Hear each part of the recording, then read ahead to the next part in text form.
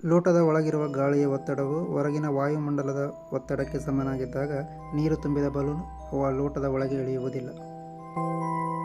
ಲೋಟದ ಒಳಗೆ ಬೆಂಕಿಯನ್ನು ಬೆಳಗಿಸುವುದರಿಂದ ಆ ಲೋಟವು ಒಂದು ಮ್ಯಾಜಿಕ್ ಲೋಟವಾಗಿ ಬದಲಾಗುತ್ತದೆ. ಲೋಟದೊಳಗೆ ಬೆಂಕಿಯನ್ನು ಬೆಳಗಿಸುವುದರಿಂದ ಅದರಲ್ಲಿರುವ ಗಾಳಿ ಬಿಸಿಯಾಗಿ ಹೊರಗಡೆ ಹೋಗುತ್ತದೆ. ಆದ್ದರಿಂದ ಲೋಟದ ಒಳಗೆ ಇರುವ ಗಾಳಿಯ ಒತ್ತಡವು ಹೊರಗಿನ ವಾಯುಮಂಡಲದ ಒತ್ತಡಕ್ಕಿಂತ ಕಡಿಮೆಯಾಗುತ್ತದೆ. ಹೀಗಾಗಿ ಲೋಟದ ಒಳಗಿನ ಗಾಳಿ ತಣ್ಣಗಾಗಿ ಸಂಕುಚಿತಗೊಳ್ಳುತ್ತದೆ.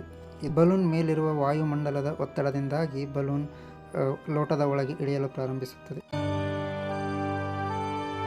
ಲೋಟದ ಒಳಗೆ ಉಂಟಾಗುವ ವಾಯುವಿನ ಒತ್ತಡದ ಬದಲಾವಣೆಯೇ ಈ ಒಂದು ಮ್ಯಾಜಿಕ್ ಲೋಟಕ್ಕೆ ಕಾರಣವಾಗಿದೆ.